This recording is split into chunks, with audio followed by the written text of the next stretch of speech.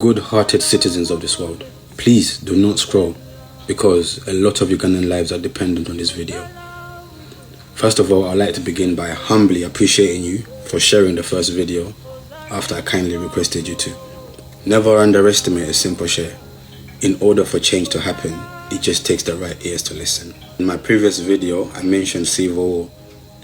I want to rectify on that. It's actually a silent genocide because it's only one side doing the killing here. Millions of Ugandans went to the polls. We were told it was elections, but what we got was a siege.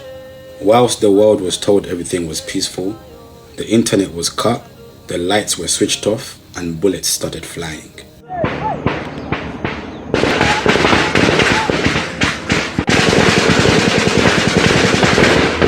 The Ugandan security forces are shooting live bullets at unarmed citizens. This is not a political debate, it's an unfair fight. On one side, you have mothers, students and workers using nothing but their voices. And on the other side, you have a regime that has spent decades perfecting the art of fear.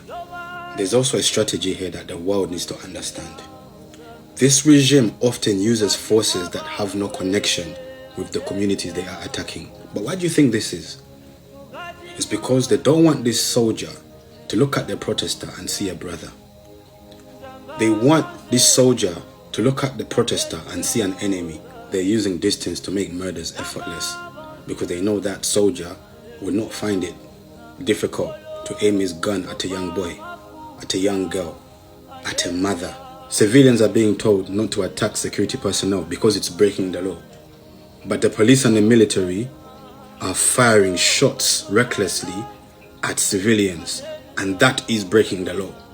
But they're manipulating the people not to defend themselves whilst they wipe them out. Ugandans are really tired, and we've come to the conclusion to believe that those external institutions and governments, they're either keeping a blind eye or they're busy fixing other problems. And by the time they choose to give us their attention, we might not be alive to speak.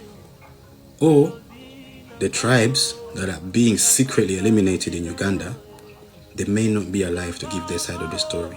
I call on all the God-fearing governments on this globe, the governments that have respect for human rights and value human life, to support the Ugandan civilians so they can at least have a fair and equal fight against this demonic regime that is pouring blood on the streets of Uganda for no